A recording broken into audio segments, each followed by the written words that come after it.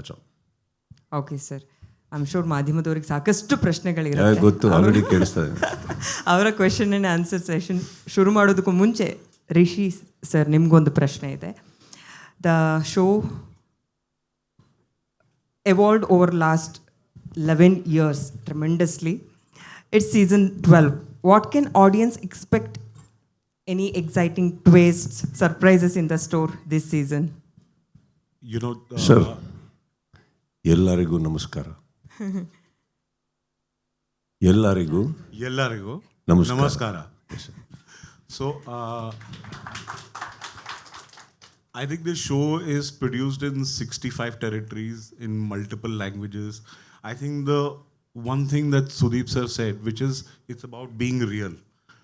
It's about getting the people out, their real personalities.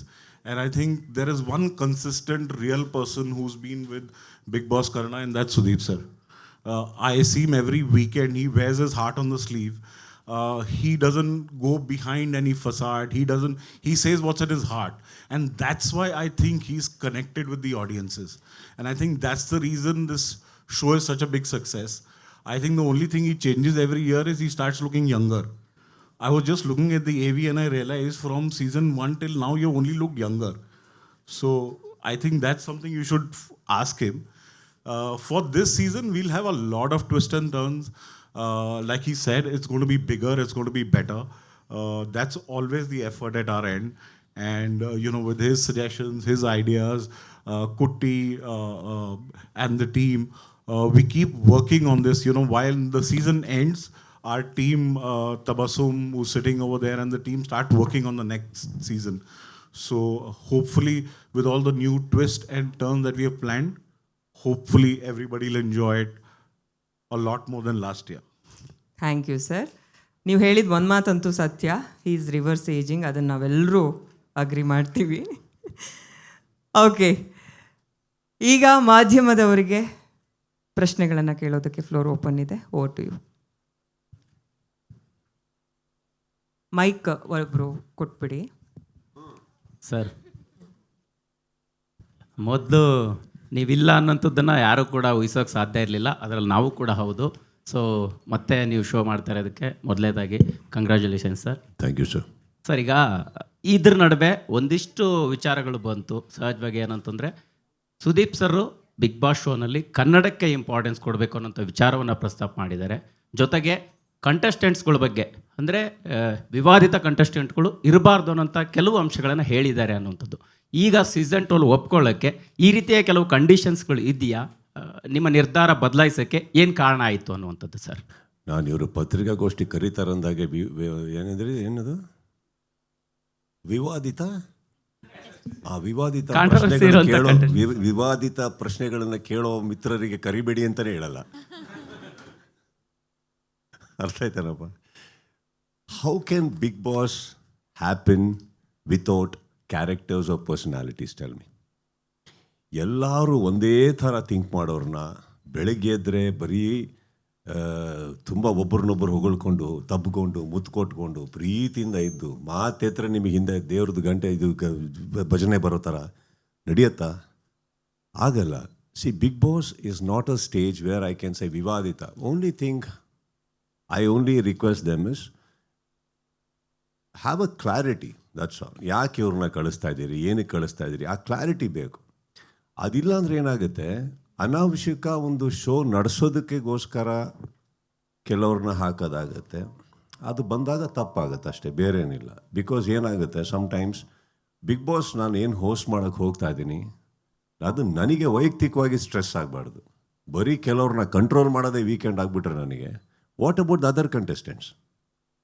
ಏನಾಗುತ್ತೆ ಇಲ್ಲಿ, ಇವಾಗ ಬಿಗ್ ಬಾಸಲ್ಲಿ ಎರಡೇ ರೀತಿ ಕಂಟೆಸ್ಟೆಂಟ್ಸ್ ಒಳಗಡೆ ಹೋಗೋದು, ಬುದ್ಧಿವಂತರು, ಅತಿ ಬುದ್ಧಿವಂತರು.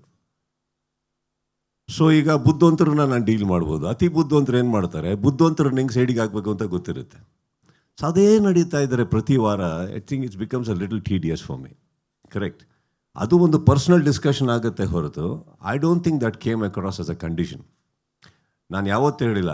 ಒಂದು 2-3 ಪತ್ರಿಕಾಗೋಷ್ಠಿ ಹಿಂದೆಗಡೆ, ಒಂದು 2 ವರ್ಷ 3 ವರ್ಷದ ಹಿಂದೆಗಡೆ ಏನೋ ಗೊತ್ತಿಲ್ಲ, ಒಬ್ಬರು ನಿಮ್ಮಲ್ಲೇ ಒಬ್ಬರು ಮಿತ್ರರು ನಮಗೆ ಕೆಲವು ಕಾಂಟ್ರವರ್ಸಿ ಇರೋರು ಅಂತ ಅಂದಾಗ ನಾನು ಅವ್ರ ಹತ್ರ ವೈಯಕ್ತಿಕವಾಗಿ ಕೆಳಗಡೆ ಇಳ್ಕೊಂಡೋಗಿ ಪ್ರಶ್ನೆ ಕೇಳಿದ್ದೆ ನಾನು.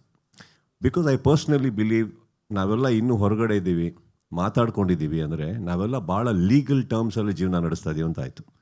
ಹಾಗಿರಬೇಕಾದ್ರೆ ವೈಯಕ್ತಿಕವಾಗಿ ಯಾರೋ ಒಬ್ರು ಒಳಗೆ ಹೋಗಬಾರ್ದು, ಅವ್ರನ್ನ ಕಳಿಸ್ಬೇಡಿ ಅನ್ನೋದು ತಪ್ಪಾಗುತ್ತೆ. I am okay with anything in this world as long as they have a clarity why they are casting them. I think it's okay for me. I will handle. That's not the point. ಅದನ್ನು ನಾನು let me put it across. ನಾನು ಯಾವತ್ತೂ ಆ ಥರ conditions ನಾನು ಹಾಕಿಲ್ಲ. So that ವಿವಾದಿತ that I think it's okay. Sometimes ಏನು ಗೊತ್ತಾ, ಹೊರಗಡೆ ಹೇಗೋ ಬರುತ್ತಾರೆ, ಒಳಗಡೆ ಹೋದ್ಮೇಲೆ ಕಾಂಟ್ರವರ್ಸಿ ಸ್ಟಾರ್ಟ್ ಮಾಡಿರ್ತಾರೆ.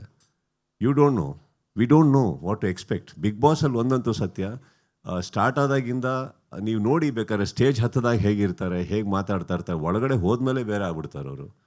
C sometimes you don't know what to expect from people. So I am okay with that sir. ಅದು ನನ್ನ ಕಂಡೀಷನಾಗಿ ಹೋಗೇ ಇಲ್ಲ ಯಾವತ್ತೂ. ಸರ್ ಪ್ರಶಾಂತ್ ಸರ್, ನಿಮಗೆ ಕೇಳಬೇಕು ಅನ್ಕೊಂಡೆ ಸರ್. ಮುಖ್ಯವಾಗಿ ಲಾಸ್ಟ್ ಸೀಸನಲ್ಲಿ ನಾವೇ ಒಂದಷ್ಟು ಸುದ್ದಿಗಳು ಮಾಡಿದ್ವಿ, ಆರ್ಟಿಕಲ್ ಎಲ್ಲ ಬರೆದ್ವಿ. ಏನಪ್ಪ ಅಂತ ಹೇಳಿದ್ರೆ, ಬೇರೆ ಲ್ಯಾಂಗ್ವೇಜ್ಗಳಿಗೆ ಅಂದರೆ ಅಲ್ಲಿನ ಬಿಗ್ ಬಾಸ್ಗಳಿಗೆ ಸಿಗುವಂಥ ಆದ್ಯತೆ ಕನ್ನಡದಲ್ಲಿ ಸಿಗ್ತಾ ಇಲ್ಲ. ಕನ್ನಡ ಭಾಷೆಗೆ ಏನೋ ಒಂಥರ ನೆಗ್ಲಿಜೆನ್ಸ್ ಕಾಣಿಸ್ಕೊಳ್ತಾ ಇದೆ ಅನ್ನೋ ಒಂದು ಚರ್ಚೆ ಆಯಿತು. ಅದು ಸುದೀಪ್ ಸರ್ ಮನಸ್ಸಿಗೆ ನೋವು ತಂದಿದೆ ಅನ್ನೋದು ಚರ್ಚೆ ಆಯಿತು ನಮಗೆ. ಸೊ ಇದೇ ಕಾರಣದಿಂದ ಅವ್ರು ಸ್ವಲ್ಪ ಅದ್ರ ಜೊತೆಗೆ ಅವ್ರಿಗೆ ಸ್ಟ್ರೆಸ್ ಕೂಡ, ಎಲ್ಲ ಕಡೆ ಓಡಾಟ, ಎಗೇನ್ ಇಲ್ಲಿ ಬರಬೇಕು, ಗಂಟೆಗಟ್ಟಲೆ ನಿಲ್ಲಬೇಕು. ಆದರೂ ಕೂಡ ನನ್ನ ಮಾತಿಗೆ ಎಲ್ಲೋ ಒಂದು ಕಡೆ ಇವ್ರು ಮಣೆ ಹಾಕ್ತಿಲ್ವಾ, ಕನ್ನಡಕ್ಕೆ ಜಾಸ್ತಿ ಆದ್ಯತೆ ಕೊಡಿ ಅನ್ನೋ ಒಂದು ರೀತಿ ಚರ್ಚೆ ಆದರೂ ಕೂಡ ಬೇರೆ ಅಂದರೆ ನಿಮ್ಮ ಉನ್ನತ ಮಟ್ಟದಲ್ಲಿರುವವರು ಇದಕ್ಕೆ ಕರೆಕ್ಟಾಗಿ ಏನು ಬೆಂಬಲಿಸಿಲ್ಲ ಅನ್ನೋ ಚರ್ಚೆ ಆಗಿದೆ. ನಿಜಾನ ಅಂತ ಹೇಳಿ ಅಂದರೆ ನಮಗೆ ಆದ್ಯತೆ ನಮ್ಮ ಕಡೆಯಿಂದ ಇಲ್ಲಿ ರೆವ್ಯೂನ್ಯೂ ಜಾಸ್ತಿ ಇದೆ, ಜಾಸ್ತಿ ಬಿಗ್ ಬಾಸ್ ನೋಡೋದು ಕನ್ನಡಿಗರು. ಸೊ ಆದರೂ ಕೂಡ ನಮ್ಗೆ ಇಲ್ಲಿ ಬೇಕಾದ ಸಲಹೆಗಳನ್ನು, ಸೂಚನೆಗಳನ್ನು, ಬೇಕಾದ ಸೌಕರ್ಯಗಳನ್ನು ಕೊಡಲ್ಲ ಅನ್ನೋದೊಂದು ಚರ್ಚೆ. ಹೌದಾ ಅಂತ ಹೇಳಿ ಅದು ಸರ್ ಮನಸ್ಸಿಗೆ ನೋವಾಗಿದೆ ಅನ್ನೋದು ಚರ್ಚೆ. ಇಲ್ಲ ಒಂದು ಶೋ ಮಾಡುವಾಗ ಆ ಮಾರ್ಕೆಟಿಗೆ ಏನೇನು ಬೇಕು ಅದನ್ನು ಕಂಪ್ಲೀಟನ್ನು ಹಾಕಲೇಬೇಕಾಗತ್ತೆ. ಕೆಲವೊಮ್ಮೆ ನಾವು 100% ಹಾಕ್ತೇವೆ, ಅದಕ್ಕೆ ಬೇಕಾದ ಎಲ್ಲ ಫೆಸಿಲಿಟಿಗಳು ನಾವು ಮೇಕ್ ಶೋರ್ ಮಾಡ್ತೀವಿ ಫಸ್ಟ್ ಲಾಂಚ್ ಆದಾಗ. ಒಂದು ಯಾಕೆ ಹಿಟ್ ಆಯ್ತು ಅಂತ ಹೇಳಿದ್ರೆ ಅದಕ್ಕೆ ಬೇಕಾದ ಎಲ್ಲ ಎಲಿಮೆಂಟ್ಗಳು ಅದ್ರಲ್ಲಿ ಇದ್ದದ್ರಿಂದ ಹಿಟ್ ಆಯಿತು. ಇಲ್ಲಾಂದರೆ ಈ ಬೇರೆ ಲ್ಯಾಂಗ್ವೇಜಿಗೆ ಕಂಪೇರ್ ಮಾಡಿದ್ರೆ ಇಷ್ಟು ದೊಡ್ಡ ಹಿಟ್ ಆಗಲಿಕ್ಕೆ ಕಾರಣ ಏನೋ ಒಂದು ನಾವು ಸರಿ ಮಾಡಿದ್ದೇವೆ. ಬಟ್ ಅವರ ಕ್ವಶನ್ ಏನಿತ್ತಂದರೆ, ಓಕೆ ಇನ್ನೂ ಬೆಟರ್ ಮಾಡಬೇಕು, ಬೇರೆ ಮಾರ್ಕೆಟಿಗಿಂತ ನಮ್ಮ ಶೋನ ಎಲ್ಲರೂ ತಿರುಗಿ ನೋಡಬೇಕು ಅಂತ ಒಂದು ಉದ್ದೇಶದಿಂದ ಅವ್ರು ಏನು ಹೇಳಿದರು, ಅವ್ರು ಆ್ಯಕ್ಚುಲಿ ಸಜೆಷನ್ ಆಗಿ ನಾವು ತಗೊಂಡು ಅವ್ರದ್ದು ಡಿಸ್ಕಸ್ ಮಾಡಿ ಏನು ಬೆಟರ್ ಮಾಡ್ಬೋದು ಈ ಸೀಸನಲ್ಲಿ, ಅದನ್ನೆಲ್ಲ ಈ ಸೀಸನಲ್ಲಿ ಅಳವಡಿಸಿ ಕಳೆದ 11 ಸೀಸನ್ಗಿಂತ ಬೆಟರಾಗಿ 12 ಸೀಸನ್ ಬರ್ತೇವೆ, ದೊಡ್ಡ ಮಟ್ಟದಲ್ಲಿ ಬರ್ತೇವೆ, ಅಷ್ಟು ಹೇಳಲಿಕ್ಕೆ ನಾನು ಇಷ್ಟಪಡ್ತೇನೆ. ಕ್ಷಣ ಕ್ಷಣದ ಸುದ್ದಿಗಳಿಗಾಗಿ ಫ್ರೀಡಮ್ ಟಿವಿ ಸಬ್ಸ್ಕ್ರೈಬ್ ಮಾಡಿ, ಲೈಕ್ ಮಾಡಿ ಹಾಗೂ ಫಾಲೋ ಮಾಡಿ. ಹೊಸ ಸುದ್ದಿಗಳ ನೋಟಿಫಿಕೇಶನ್ಗಾಗಿ ಬೆಲ್ ಐಕಾನ್ ಮೇಲೆ ಕ್ಲಿಕ್ ಮಾಡಿ.